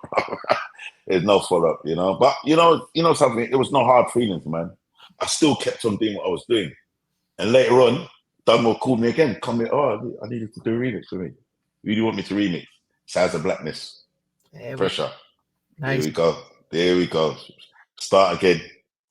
You know. So Dunmore gave me all the parts. I went in and damaged that tune, man. The Pressure for AMPM. I think I did mixes. They put the original Frankie Knuckles mixes on there. Jazz and Groove was on mixes as well. It's a few of us on the mixes, you know what I mean? But that was a great track to remix. You know, Yeah. how long did this remixing game for you stay at the height it did till it started to? In the 90s, man, it was all from 90, say about 93, all the way up to about 99, 2000. That's when it was the hype for me. 93. From 93 to 2000. I did loads of major work and all that. But the game changed, you know what I mean? MP3s, WAVs and all that came in, getting less money. You know, majors don't want to work with too much of the house DJs no more, especially the soulful house DJs. You know, the game music was changing. Yeah, I'm glad you brought that up because that's where I'm going to ask you when the music changed and everything starts, because also the monies that was being passed around was not there anymore. No, it wasn't there. None of that was there. All that big money thing has gone out the window now, mate. Right. So what Gone did out the you window. start to do at that stage to stay alive? DJ, man. DJ. I was still doing mixes, but I was doing a lot of stuff for independence. I was still DJing a lot anyway. I was playing in LA, I played in San Francisco, I was playing in Italy a lot. You know, that's how I got to meet Terry Hunter. I got to meet Terry Hunter and the whole of the Music Plant crew in Italy when I was playing for Maurizio. I played for Maurizio Clemente. And he had Danny Tenaglia there. I got to meet Danny Tenaglia. That's when I first met Byron Stingley in Italy as well. I met Byron. It was Byron, 10 City crew, and it was a Music Plant crew. That was Terry Hunter, Georgie Porgy, Maurice Joshua, and who else was with them?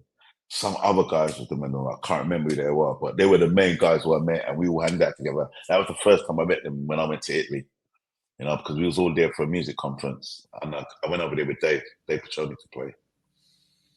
Yeah, if I remember correctly, I think Maurizio Clemente used to put them on, right? The Sid? Yeah, that's right, Maurizio. Yeah, that's right, Maurizio Clemente. Yeah, absolutely.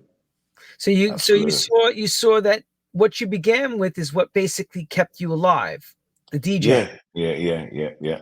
The DJing kept me functioning. I'm still making music. I'm always going to be making music, no matter what. But things just went downhill for a little while, you know. Didn't go downhill. It's just that I wasn't putting out as much music that I used to put out back in the day, and the remixes weren't coming in as they used to, you know. And most of that reason why is because everything started to go online, you know. Record labels weren't paying enough money now to do remixes as well, and the music started to change. Music started to get a bit harder. So they were going for more. There was harder DJs doing more tribal house and all that, you know. And independent labels, really, you know, it's like wasn't that really much going on. Really, things just changing, man. As soon as the MP3 thing started to land and all that, things just got different, man. Well, you know what they said. This is the cliche. Why go out and buy the milk if I have the cow right in my backyard? Think about that. Why would you go buy records now when you could download for free? No? Well, yeah, that's right. That's right. A lot of people downloading music for free. I was still buying my music and all that. We still had to go out and buy music, but then it started to get into this thing that everyone's getting CDs now. CDs, getting promo CDs. I still get my promos all the time because I was getting so much tune sent to me. You know what I mean? But then it started to go into the CD thing. Everyone's getting promo CDs and all that. But everything went back to independent anyway. Most producers back then from the 2000s weren't doing a lot of major stuff again. You know what I mean? A lot of us wasn't. A lot of us weren't getting all them big remixes again. Not even masters at work. No, I know. You know, Because now a gentleman named David Guetta changes the game with his sound, and then you have Swedish House Mafia, and this is all yeah. you know. Bit more commercial house kind of, you know. So our music went real underground to a point Yeah, where it was non-existent, basically. yeah. The clubs went back underground. Anything went back underground, mate. You know, clubs were going back to underground kind of vibes. You know what I mean? Back to the old school kind of vibes that it was back in the day. You know, so yeah, things change, man. After a little while, you know, but you have to go with the flow and flood of the technology. I'm always about technology, man. I move with the times, you know what I mean? I don't really like to be stuck in the times. I like to move with everything, what's moving right Sure, now. you don't know what's going to happen. You just That's right. you're on that. It's like this, everyone. You're on the wave, and you're on your surfboard, and you're going and going and going and going and going, and then all of a sudden the wave starts to drop. You're still up there, Trying to keep your head above water. right? But eventually, as it drops, you got to join the party. You know, and some people couldn't sustain staying in this game anymore because there was just no game to be had. Yeah. But me personally, I think it's the love. You have to love this thing still. For you to stay in the game, you have to love it, you know? Listen, I've got to send big shout outs to the UK Garage Massive as well.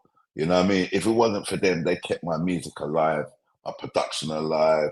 I've got to send shout outs to the Carl Browns, the Spoonies, all these guys that we've been playing my music, the Jeremy Sylvesters, the Grants, all these guys and the Matt Jams. I've got to give all them guys shouts in the UK because they supported my music and they all played my music back in the day, you know, and that's what helped me to still be where I am today. To know that, you know, I can still do this. People love what I do. You know what I mean? So I've got to give shout out to the UK, all the UK DJs, all the UK people who supported me. Enough respect, love you like food, man. You know what I mean? I'm really grateful for that support and I'm humble as well. You know, if it wasn't for them, I wouldn't be where I am today. That's You know, true. That is so true. Without the you know, without the people supporting us, there'd be no reason for us to step out of our house. yeah, Nor be part of their thing. yeah, Let's talk about something very important. You know, I know yeah, you're very proud of yeah. the road to Grammy nomination. Mm. You have, let's put it like this: you carved your way into the history books of dance music, but eventually you make your way into the overground because to do the Grammy, it's a big honor. Yeah, it's What was that big like? honor, man. What record was it that got you there to achieve Soul this? to soul, soul to soul, soul to soul, back to life. You know, I've got to send a big shout out to Jazzy because he's another one who was there when I first came to the studio and asked him if I could do some work for him and that. You know, Jazzy has always had my back. I've got to show him big love and all the Soul to Soul crew, HQ, you know, Dada, all them guys have helped me in my career. You know, I used to have a studio in their premises in the Soul to Soul building as well. I had a little setup in Soul to Soul building. But, you know, being nominated for a Grammy is overwhelming, man. It was so overwhelming and just meant for me that I'm glad that I stuck to what I'm doing. I love making music. Even if I'm not making no money, I'm still going to be making music because I love doing it. It's something I just love doing, you know. And if I stopped, like a lot of producers stopped back in the day, I would never have been nominated. So I'm really grateful for this, you know what I mean? And, you know, I'm thankful, you know, I'm humble, you know, and got to send a big shout out to Jazzy as well for hooking this back to life thing up, you know, because we sat down and spoke about it. But did you have to be a Grammy member to be nominated, or this was they did that? No, what happened was there's a guy, bloody hell, what's his name again? If you know, I forgot his name. It'll come to me in a minute. There's someone who's a member of the Grammys said to me that this track here, Soul to Soul, it's a big tune. It's a big tune. You know, I really love it. I reckon it can get nominated for a Grammys and that. You know, and I just kind of fobbed it off, kind of thinking, no, I don't know, it's just gonna work, you know. But he said, no, man, you know, he's a member and all that. Let me submit it to them and all that. you know, and I told Jazzy about it, you know, Jazzy kind of just excused it as well, kind of thing. But then after I thought about it, and I thought, nah, this guy's really into what we done and what I've done, you know what I mean? He's really supporting this tune. So he did the right thing. He submitted it. He took all the details and everything, got all the details from Jazzy, and he submitted it to the Grammys and all that. And then a couple of months later, got nominated. Woo. Got nominated. You know?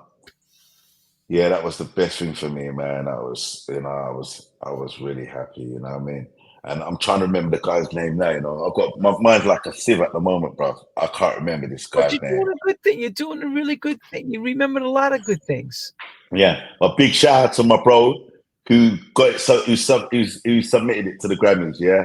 I forgot his name, man, but big love to you anyway. If you're here watching, you know what I mean? Big love to you, man, and thank you. The person that submitted it for Booker. Let us know. He'll hit you up, man. He'll hit you up. Someone will tell you in a minute. Booker, did you Someone like stage after the Grammy nomination? Pardon? Did you like yeah, kind of, you know. What it did for me got me more gigs, really, you know what I mean? Never got me much major remixes, you know. Got a few remixes there, a few remixes. My prices are shot up, I'm not gonna lie. Money's gone up and all that, but it's not even about the money, man. I just love doing this. This is something I love doing, you know. I've had loads of breakup with relationships because of this, man. I've put this first before a lot of people, you know what I mean? And I'm sorry for everything that I've done to all the ladies. I put my music before them. It wasn't intentional, you know. But I do love this. But the Grammys now, man. I'm just so overwhelmed by it and all that. And it's really good that so much people supported me from America. A lot of American DJs and producers really gave me a lot of props, and a lot of British and a lot of people from all around Europe just gave me props. You knew me and all that, and I'm really grateful for that, you know. Moving forward, the next 10, 20 years in front of you, what do you predict for yourself? What do you think you're going to be? Doing the same thing, man. Making music, DJing for a bit, you know, and concentrating on more producing artists and all that. I've got a lot of projects going on anyway at the moment, you know. I've got an album. I'm doing my album at the moment, you know, which people's going to see that next year. And that's going to be different. It's going to be a mixture of everything. I've done a few remixes there for a few people here and there, you know. A lot of people's hitting me up for mixes at the moment. I'm just going to be continuing doing the same thing, man, DJing. I'm grateful, you know. When it's time for me to bow out the music scene, I'll bow out gracefully, like Simon Dunmore. Do you still feel you're cutting edge, personally? Do I feel it from a cutting edge still, yeah? Kind of. You know, everyone says they know my style now, man. I'm trying to change it up a little bit, you know. But I'm listening to what's going on out there as well. There's loads of good music coming out there, especially on the Afro house scene, the Amapiano, you know, and the deep house. There's a lot of good stuff coming out. Even some of the up-tempo house as well. There's loads of good music coming out, man. So people just trying to mix and blend, you know. Maybe mixing a bit of Detroit house with Chicago house. You know, a lot of the old school stuff are coming back as well. So yeah, man, you know, music's here, man. I'm just lapping it up and loving it, man. I'm just doing what I love doing. You know, I don't know how long I'm gonna do it for. As long as I'm living, I'm gonna be still just doing the same thing. This is all I know. I don't know nothing else, bro. Well, that was the other question I was gonna ask you. Yeah. If you didn't do this, what would you been doing your whole life right now? I might have been a chef. I used to be a chef back in the day. I used to be a chef, yeah. Yeah, I used to be a chef, man, you know, and I got sick and tired of cooking, man, them hot kitchens and all that, man, did my head in. But yeah, I think that's that. What kind of food did you specialize? Italian food, doing Italian food, you know, all different kind of food, man. It wasn't for me, you know. I did it for a few years. I used to work at this hotel in Sloane Square called the Carter Towers Hotel, you know, and Army and Navy. I did that when I was young, but it wasn't for me, man. I just got into the music thing, and when I got into the music, I never ever looked back. I never ever said I'm going to give up, because I don't give up. I do what I do, you know. What's the story with the Kings of Soul label? I mean, Liquid Deep. The Kings of Soul is my little. Kings of Soul is like, you know, you got Masters at Work, Kings of Soul are like, that's me. That's my little other production name I use, you know? Got Inner Souls, I've got Kings of Soul, I've got Underground Mass, you know, but a But lot they're of all, stuff is done by Booker T. they're Yeah, all it's all Booker under T, Booker underneath T. Booker They're T. all Umbrella, yeah. And then I've all got the label, the label Liquid Deep, which I've got a few tracks coming. I've got a couple of tracks with Lee Wilson coming. I've got a few more cuts that I've done. I've done about 4 songs with Kenny Bogan right now. So there's 2 that's he's got for his label. I've got 2 more for my label. I've got a few songs with Lee Wilson as well. Are you still working the same way with bringing vocalists in, or are you doing everything over Skype and stuff? Well, what I do is more time I send them the beat. If I can get them, what I usually do, I can't record here, but I've got a mate who's got a great setup. So if any artists are here that I want to work with, if they've got the time, we'll try and link up and sort something out, and I'll bring them to the studio so I can work there. I prefer to work with artists direct instead of giving them something for them to work over by themselves, you know? So if I send something to Kenny, they'll do it in their studio in New York and do what they do. I don't really like working like that. I like to be there. So if I hear something that I can change a bit, or you know, something to make it sound a bit better, you know, just put my little 2 pence in and that, you know. But most of the time, that's how we're doing it now. Technology again. Back in the day, what did we used to do? We used to post our dance. Takes about 5 days, 6 days to get to you. You know what I mean? Now you say send me a tune and you get it in 10 minutes. Not even 3 seconds. Yeah, 3 seconds. You see? Whenever it takes man. 40 seconds to get across, in like 1 minute, you have a new song right in your hands. Like, wow. Yeah. You still doing stuff the same way like you did in the 90s, or you changed your production skills now? Changed it, man. Most of the stuff now I haven't got no more samplers and all that stuff. Everything's done in the box now, you know what I mean? I've got a powerful Mac and all that. So, you know, I've got like a SSL setup controller. I've got SSL setup as well. So, you know, most of everything I do, it's all in the box. You know?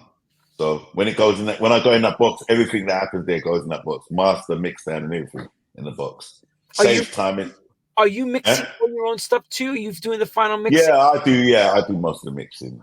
If there's something that's a bit complex for me, I'll get one of my mates to come around who I know is good, and he'll help me out and all that. But most of the stuff, because it's independent, most of the stuff I do it myself.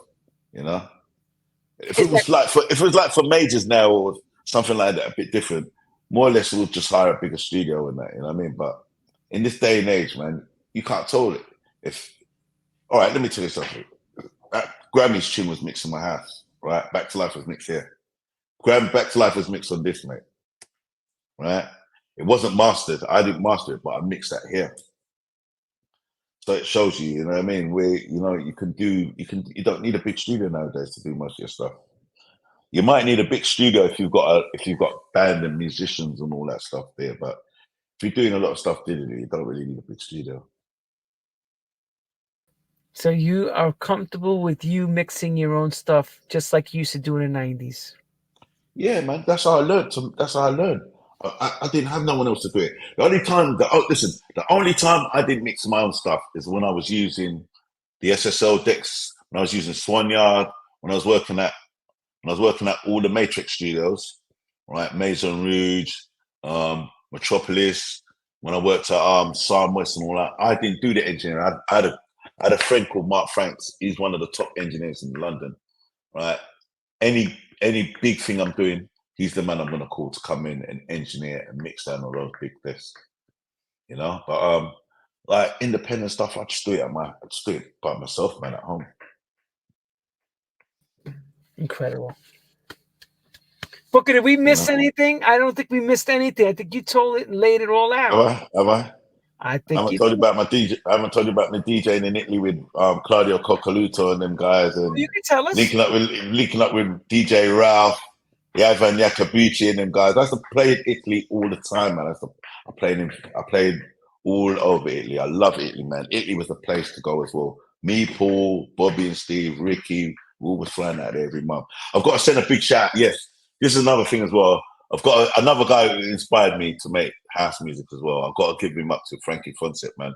Frankie Fonset is another man who inspired me big time on the house scene, making house music. Got to give him his flowers because he's been there from day one, man. He was another one who inspired me to make house music. Him, CJ McIntosh is another one that inspired me to make house music. I'll give big props to CJ because he's done a lot of things that a lot of us ain't done.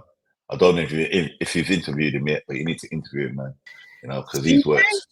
Yeah. As in Chris McIntosh? Chris McIntosh. I want to get him, but I don't know. Listen, man, get him, man. He's gonna come. He'll come on there, man. He's worked at Basic in New York with Masters. You know what I mean? He's worked at a lot of studios. You know, we both worked at Soundwest together. You know, and that's when I knew I was on the next level. When I was working in the same studio with CJ, that's when I knew I was on the next level. You know what I mean? Because Soundwest is not like a little studio; it's a big studio, man. You know what I mean? 48 track systems in there and all that. CJ was upstairs, I was downstairs we both was in different studios, you know. And tell people how much it costed per day to have that room under your to lock 1500 a day, mate. And back in the days, that was a lot of money. 1500 a day, 1,000 to 1500 a day. That's an engineer, tape op, a boy who does the tape machine and all that. You know, it's costing £1,500 a day, man. So you had to make sure you knock out your tunes or get all your ideas done. You have to make sure you get all your ideas done before you hit that studio to mix down or whatever you're going to do or to add extra stuff in there because it wasn't cheap, man. And I had that studio like for 4 days sometimes, remixing, doing 2 tracks, trying to knock off 2 tracks in 4 days. And or maybe even 5. Yeah. That's what you try to do. You try to get them done. You come in with yeah. And any studio time you get left over, you just try to do your own stuff for your own independent labels. If you want to do something for Strictly or anything, try and see if you can get it done in this. You know, any leftover studio time you take, man, you do it down there. And plus, I had stacks of equipment, so I used to bring all my equipment down there as well. And that took a day. That took like loads of hours because I had 3 samplers, I had the drum machine, I had keyboard modules and all that as well, like the JV 1080, the JV 2080. I had loads of modules, the M1 cords and all that. So I had all these stuff in modules, and I had to wire all that up. It's like wiring up a sound system. I had to wire all that up through the desk before we started to get everything doing. You know what I mean? So I did all my pre-production in my home studio, well, in the studio that me and my mate had back in the day. So when we did that, we took everything to the big studio now, wire up there, and then we start to bring everything up on the desk. And that's what we did on all our mix stands. It's a lot of work, man. Children, listen to this carefully. 1,500 plus the engineer's cost too for mixing. Yeah. 1,500, man. Like 5,000 to 1,500. Right. It was like £2,500 a day. To have that room going 24/7. Yeah. Lockout. I called it lockout, man. Lockout for the day. Do the math. So man. 4 days, he's already at £10,000. Yeah. And he still ain't been. And remember, you're charging them on top as well. You know what I mean? So it's a lot of money, man. Back in the days, the money was good, but it was a lot of work, and the work was harder. The work was much harder, man. Back in the day, but if you used to get vocals, if you get vocals at 96 BPM, it's not like how you got it now that you can just throw everything in the computer and time stretch it. You had to time stretch on a sampler. You had to take out your calculator and work it out on your calculator, then start chopping every beat on every key and time stretching everything one by one. And that took hours. That took like 5-6 hours. That alone, that's just a daytime. Taking the air out in between each word to get it to be on time to speed it up. Oh. Right. And you were laying out each track on the key, you know? It was a lot of work, man. So your pre-production time would be 3 to 4 days, 5 days maybe to get ready to go and mix for 2 days. Well, my pre-production time was 1 day, get everything done, 2 days. If I'm doing one remix, I'll get everything, all the music and most of the ideas done. Then we'll go to the big studio to mix down. Or what we'll do, we'll bring all the equipment there and we'll still might be adding more stuff because we might want to do a dub after, you know what I mean? So we've got everything there. So what we usually do, we go there. We've got all the ideas done already. So what we do is bringing up everything and trying to mix it down on the desk, and bouncing it to tape and mixing from the tape. You know what I mean? So there's always going to be, you might want to add some more strings or you might want to add some piano or you want to make the beat a bit more fatter. So, you know, you never know what you want to do when you get down there, man, to make the music sound better. You know, because what sounds good in your studio doesn't sound the same in another studio. But we're using live live instruments. We're using live players with their instruments to come in tracking stuff, or you just basically everything was all MIDI. So we had some live instruments and that, but it wasn't really that much. Which mainly everything was MIDI played, man. Most of the stuff was all played MIDI, you know. And that was another expense as well, man. Because anyone you're bringing in, I'm trying to deal with costs here, you know what I mean? So bringing in musicians and all that, man, it wasn't. You know, the budget that we was getting, we didn't want to spend that budget money on bringing the musicians. So we tried our own thing, and you know, it worked for us. You know. Well, that's the thing. The more the less expense, the more you kept. Yeah, man, that's right. You know what I mean? Too much musicians, man. It's just more money. And when you're bringing in musicians, they were charging a lot of money back then. You know, studio time, musicians. You know what I mean? Good thing I can program. After the engineers got to get paid. Imagine I had a programmer. We had to pay him as well. And the budget's just looking lower and lower. Nah, it was, but you know something, man, I'll never change what happened. All those days, they were all good times. Good times. Meeting you, meeting all the Americans I met, all my heroes of America, like you, Smack. You know what I mean? I've never changed that for anything, man. It was the best times of my life. Golden. You know? The 90s is the best. Me personally, 90s are the best for house music, man. It was the best. Oh, yeah. You know, I went Winter Music Conference, all of us hanging out at the Winter Music Conference, you know. It was the best, man. I played at Garage Seat at the Winter Music Conference, man. Can't get better than that, man. Playing at the Winter Music Conference, road testing your latest remix, you know, and you got Kenny Dope and Louis Vega on the same remix, looking down at you saying, shit, what the fuck's this?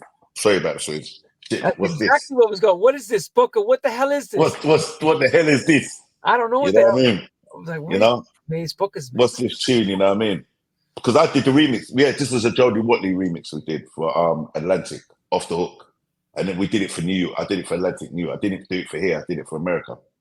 You know, and Masters of Work, we recorded it. It sent me all the vocals, parts, and all that because she had to re-sing it. You know, and when I got it, I did my thing on it. You know, and I first played it in Miami. When I we went to Miami. I just got a test press from Gene Branch from East West. So he gave me a test press. It was all mastered and all that. I dropped it at night at Garage City. Paul Trouble was playing that night as well. You know, they were the best time for me, man. Playing at Garage City and all them parties, they were the best time for me. Booker, one thing I want to bring up before we leave you. I saw a picture of you standing by Gordon Mack and that new plaque they laid down for Trouble. Where exactly did they do that? That was in Camden. That was in Camden Town. So for just recognizing Paul and Gordon for the things that they've done, you know what I mean? It's like just recognizing what they've done in Camden and what they've done for the scene and all that. Because Kiss FM was really around North London, Camden side and all that. And Paul grew up around that side as well. Camden, Paul's DJ'd at most clubs around the Electric Ballroom and all that, random sides and that, you know what I mean? So, you know, it was like a plaque for loads of singers and artists and all that as well. So we must. When you come to London, make sure you go down there and have a look, man. I am gonna go look because I saw that I saw you there standing above. They put it in the ground on. Yeah. Beautiful plaque for him. He deserved it. He did a lot for the scene. Paul did a lot for the scene. A tremendous amount for the scene. He didn't get the record. He didn't get the record. Me personally, I don't think he got the recognition. That's usually how it is in life. You don't get the flowers when you're living. It's when you're gone. It's when you're gone, in it. Yeah, it's true. That's why we have True House Stories. Because trust me, if he was here, he would be on telling us. That's right. Paul's done a lot, man. He's very inspirational to me as well. You know what I mean? I used to go to his shows when he used to do his shows at Kiss FM and see him live in the mix. He used to get so much tunes, man. I used to ask him for tunes as well. He would never give me, you know what I mean? But he used to get loads and loads and loads of tunes, man. He would get stuff while it was in production. It wasn't even finished. That's right. He was testing stuff. That's right. Road testing that, man. Yeah. He's even got stuff now. There's stuff that I know he's got that he's left behind that would never come out. Never ever been out, you know? tons of stuff. Tons of stuff. Yeah. You know, Booker, so man, I can't thank you enough, brother. I think you covered a hell of a lot of history. thank you, thank you for having me, bro. Big thank you. You know what I mean, Lenny? We got back long time, man. It's a pleasure. You know what I mean, bro? It's even pleasure knowing you and getting to know you and being around you and all that, and hooking up and all that, bro. You know, the main thing, we're all still here. Totally. You know, we're As still long as here, we're man. breathing, So, we're still gonna keep doing what we do. Make that music. yeah, that's Play all I know, man. That's all I'm gonna do, bro. Make music, and just feel happy. I'm happy when I make music. You know, I'm really happy. Well, Got now to send a big shout out to. we Eh? now know you're Cooker T, cooking up that music. Cooking up, man. Always cooking, but it's Booker T. It's always going to be Booker T. But I do cook up music, you know. But Wait, I've got to send a. Eh? wait, where'd the name? Who bestowed Booker on you? No, that's my last name, bro. My name's Gary Booker. Yeah, I know. Instead of being Gary Booker, why did we call But you? I put the T in. No, it's just a thing. You know, you Booker T Washington, Booker T Jones, Booker T and the MGs. You know, so I said, let me just join them. Booker T. You know, my friends just call me Booker at school, and I just put the T on as a Booker. DJ thing. You know, Booker. yeah. What's happening, Books? What's happening, Books? What's happening, Booker? You know, so what I did was just put the T on the end, Gotcha. and that was it. Yeah. Okay, You know. see, because people want to know that stuff. I knew it was Gary Booker, but I want people to know how's Booker T. Yes, and you got to thank everyone and your shout outs before I let you go. Anybody you want to shout out that you forgot? Yeah, let me shout out to Michael Gray, man, because I knew him from a little while as well. Big shout out to Michael, because I used to work at DMC Studios as well back in the day and all that. Did some work up there and all that. Got to know Michael Gray and all that. Big shout out to him. Big shout out to Ricky, Bobby and Steve, you know. Big shout out to Frankie Fonset, CJ, McIntosh. These are the guys that really inspired me, get me into the music. I send a big shout out to Nikki Tracks as well. Luke Coke, Nikki Tracks, Future Tracks, did a track with her called Give Me Joy. You know, she helped me out as well. You know, Luke Coke as well. Final Solution. Big shout to rest in peace, Phil Asher, rest in peace, Paul Trouble Anderson. You know, got to know Phil Asher from back in the day as well. Big shouts to all the labels out there that signed my stuff back in the early 90s. You know, really appreciated that you believed in my music. You know, a big shouts to Dave Pachoni as well, for signing my first single. Big shouts to Ferdy. You know, we gave him my shot. You know, Dean Gillard that used to work for Universal. Steve Wolf used to work at Universal. Lisa Loud used to work at Virgin. Big shout out to Gene Branch, Nancy Noyes, all that crew back in the day, you know. The Farleys and Ellas who signed my stuff at Junior Boys and Terry Farley.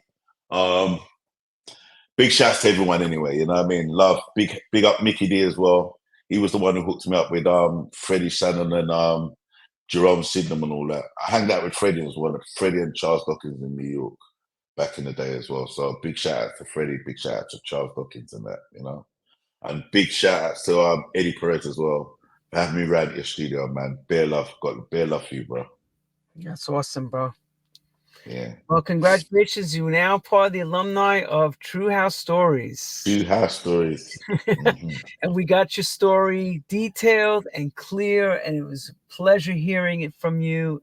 The inside nooks and crannies of what got you to where you are now and where you came from. That's the most important, because it's not how you got there, you know, or the ending. It's a lot of it's where you started to get there and the dreams.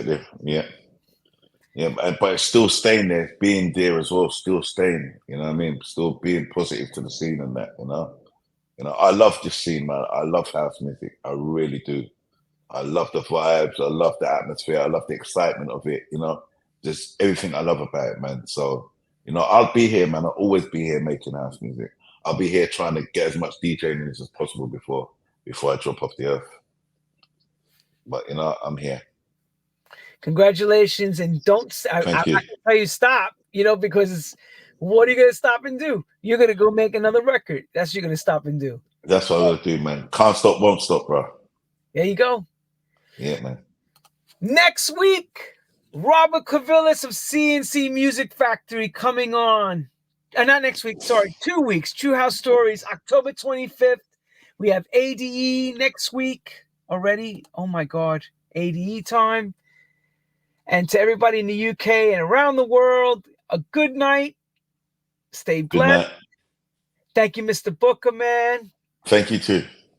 Pound it. Everyone, take care. See you October 25th right here for another True House Stories. Robert Cavillis.